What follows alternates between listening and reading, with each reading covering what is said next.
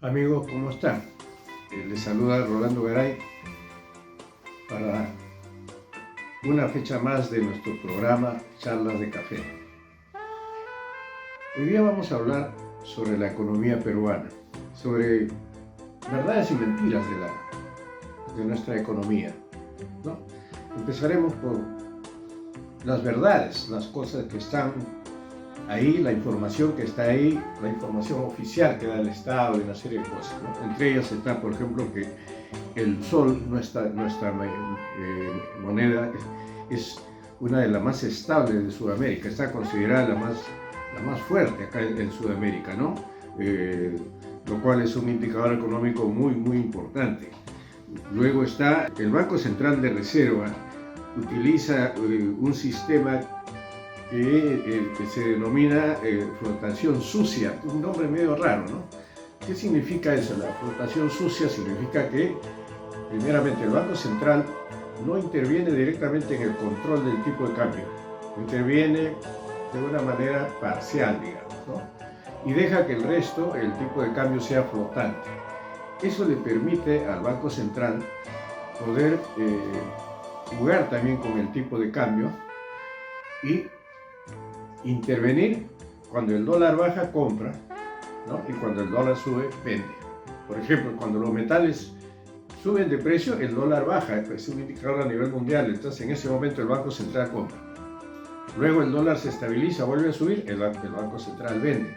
De esa manera mantiene digamos, estable el tipo de cambio de la mejor manera, ¿no? Y eso le ha permitido tener que nosotros ahorita tenemos más o menos 76 mil millones de dólares en reservas internacionales. Fíjense ustedes, tenemos 30 mil millones más que Chile, que está considerada una economía muy fuerte, ¿no? Entonces, esta fortaleza monetaria le da ese juego al Banco Central para poder mantener de la mejor manera el tipo de cambio, que si bien es cierto, está flotante, pero tampoco no lo deja ni que se dispare ni para arriba ni para abajo. Ese es un indicador. Otro indicador que tenemos nosotros es por ejemplo, la balanza comercial. Nosotros tenemos más exportaciones que importaciones, ¿no? Ese es un dato muy importante, porque las exportaciones, o sea, lo que vendemos al exterior, no genera divisas, nos genera ingresos, ¿no? Y las importaciones tenemos que pagarlas también con divisas. Entonces, cuando tenemos una balanza comercial positiva, quiere decir que estamos exportando más de lo que importamos. Consecuentemente, esa diferencia es una ganancia sustancial. Asimismo, podemos definir finalmente, porque podríamos seguir dando una serie de datos más, de que estamos con una economía estable, una economía aplaudible y respaldada con cifras, que ahí están, ¿no?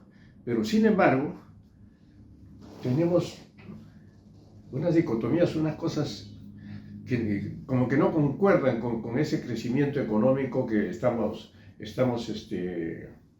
expresando, ¿no? Esa fortaleza económica. Por ejemplo, tenemos el 29% de los peruanos que viven en pobreza.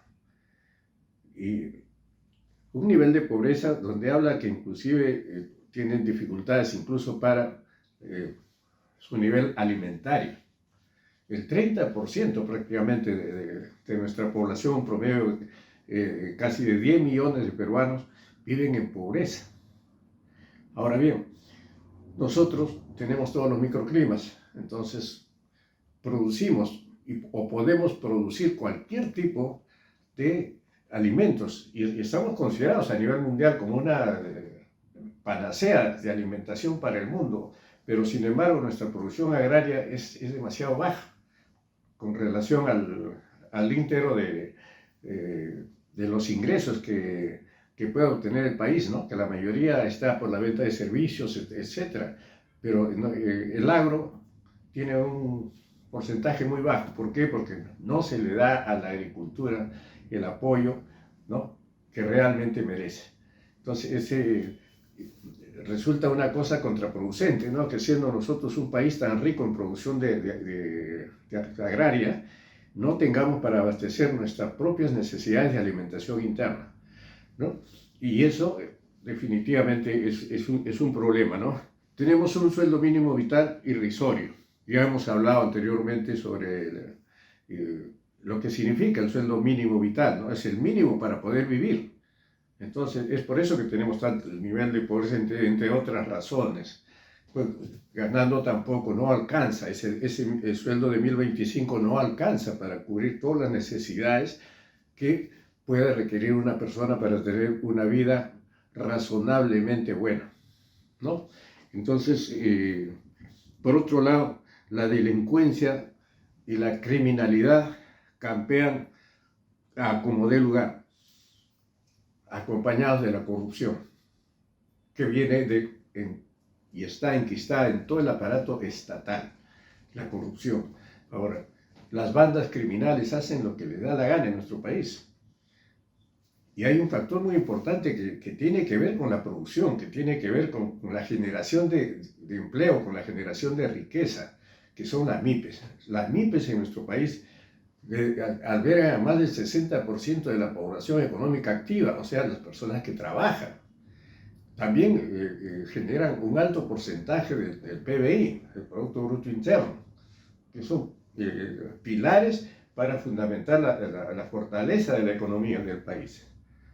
Entonces, este sector tan importante en la economía del país está amenazado permanentemente por los cupos que piden bandas criminales, mayormente de extranjeros, generalmente colombianos, venezolanos que han venido acá y han creado sus bandas y les cobran cupos. Y eso está haciendo que el pequeño empresario cada vez se ve acorralado porque no tiene apoyo del Estado, no tiene apoyo de nadie, y entonces opta por cerrar, opta por irse a la clandestinidad, a volver a la informalidad. Y luego vienen pues los genios del MEF diciendo que no, sí, que la informalidad, que nosotros pues nos gusta ser informales, no nos gusta la formalidad. ¿Cómo van a hacer formalidad si el Estado no les da el resguardo que ellos requieren? ¿Cómo es posible que en los mercados que están a vista y paciencia del público, las tiendas, en las bodegas, en todas partes, hasta están entrando en los medios de transportes? Acá una línea de transportes han matado a un chofer, exigiendo los cupos. Van, les balean su casa, les ponen dinamita en sus casas a los que no quieren pagar los cupos. Los tienen aterrorizados al pequeño empresario, porque al empresario grande no sufre ese tipo de acoso, de la delincuencia. Y el Estado, bien, gracias, ¿no? Nadie dice nada, ni nadie hace nada sobre este particular. Asimismo, las vías de comunicación. Si tenemos una buena economía, pero sin embargo hasta el día de hoy no tenemos una buena red ferroviaria, no tenemos buenas carreteras, no tenemos la suficiente cantidad de aeropuertos. El Perú está creciendo por todas partes, debíamos tener en todas las ciudades importantes, debe haber un aeropuerto, debíamos tener una red aérea para carga, pasajeros, para poder llegar a cualquier punto del país. Y sin embargo solamente se puede llegar a las capitales de departamento y no a todas necesariamente. Y eso es todo. Y no puede ser, ¿no? No tenemos una red ferroviaria, como repito. Eso encarece demasiado los costos y es un descuido que ha habido desde los inicios de la época republicana.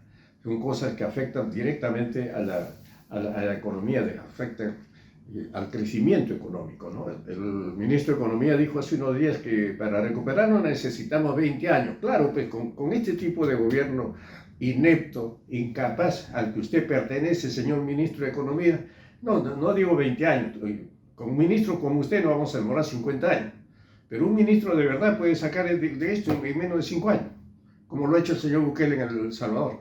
Así de simple es la cosa. Se necesita decisión política, se necesita fuerza, se necesita carácter, se necesita eso que hay que tener bien puesto para hacerlo. Y por otro lado, honestidad, limpieza, decencia. no ser sinvergüenza, de vivir de la teta del Estado y no dar nada a cambio. Porque ustedes, ministros, presidentes, congresistas, son empleados del pueblo, porque el pueblo los ha puesto. Ustedes cobran todas sus gollerías y todas sus sinvergüencerías, la cobran del dinero que nosotros pagamos en impuestos. Pasa que nadie le dice su verdad, pues, porque la prensa parametrada y vendida les hace entrevistas a su medida, para que ustedes contesten lo que a ustedes les conviene y lo que les gusta contestar. Nadie le pone una pregunta directa y puntual, ¿no? Como las cosas que estamos nosotros dando en este programa, que ellos debían responder por eso, ¿no? Asimismo, se ha perdido la institucionalidad. Estamos viviendo una anarquía, donde todos hacen lo que les viene en gana. Esto se ha convertido ya en una tiranía. Estamos viviendo una tiranía del Congreso, donde 120 individuos están haciendo del Perú su chacra, su mundo privado. Ellos se aumentan presupuestos, ellos se aumentan sueldos, ellos se dan gollería, han llevado la sinvergüencería de pagar más de 180.000 soles para defender a 4 o 5 congresistas sinvergüenzas, delincuentes, corruptos. El Estado les está pagando los abogados para que los defiendan. O sea, hasta ese nivel hemos llegado. Eso es algo ya que no cabe en ninguna estructura mental de este siglo. Pero en el Congreso lo están haciendo. Tienen un títere o una títere puesta ahí en Palacio de Gobierno, que no sabe dónde está parada y hace todo lo que el Congreso le dice, porque ellos son los que lo mantienen. Igual está el Tribunal Constitucional, que son nombrados por el Congreso y el Congreso los mantiene. En consecuencia, para ellos mantener su estatus, hacen todo lo que el Congreso les manda. A ese nivel hemos llegado. Eso se llama anarquía. Eso se llama de todo el mundo hace lo que quiere y nadie respeta la norma, la ley. Cada vez nuestro pobre sistema jurídico está pisoteado y prostituido por esta gente, ¿no? Y no puede ser, ¿no? Entonces, ¿cuál es la solución? Es decir, a veces no hay dinero, dice, para aumentar sueldos, no hay dinero para esto, no hay dinero para los bomberos, no hay dinero para un sueldo justo a policías, a profesores. No hay dinero para nada, ¿no? No hay dinero para los hospitales, para una mejor atención, para la seguridad ciudadana, para nada hay dinero, ¿no? Nunca les alcanza. Entonces, pues, pero no hablan de lo que no hacen, ¿no? ¿Por qué no eliminamos las bollerías? ¿Por qué un congresista, un ministro, lo que quiere, tienes que darle carro, tienes que darle seguridad, tienes que darle chofer, tienes que darle laptop, tienes que darle teléfono? Si le estás pagando un sueldo, y un sueldo alto. Si un peruano que gana 3, 4 mil soles tiene que movilizarse con la suya, comprarse un teléfono con la suya y hacer todo lo que desea con la suya. Pero a ellos no. A ellos hay que dar. Aparte de eso, a los congresistas hay que pagarles su almuercito de 80 soles a cada uno.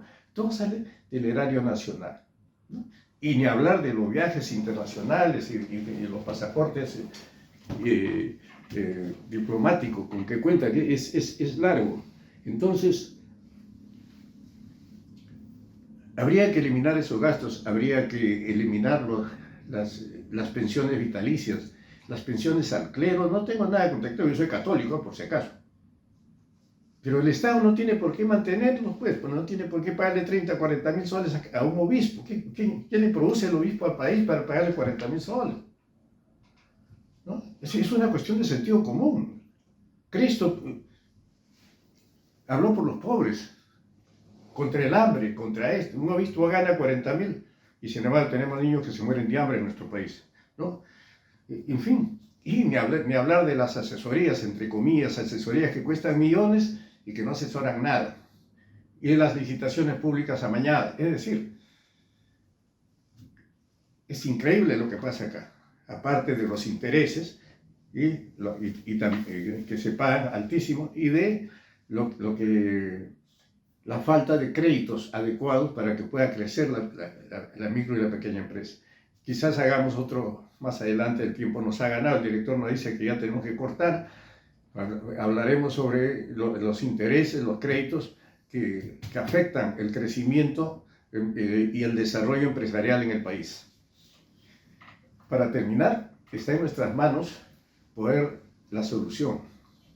¿Y saben cuál es? Que en las próximas elecciones no votar por ningún partido tradicional y no votar por ningún político que ya ha estado en el gobierno. El día que hagamos eso, habremos hecho una gran limpieza y podemos encaminar el país hacia un mejor derrotero que nos pueda llevar al crecimiento sostenido como nación.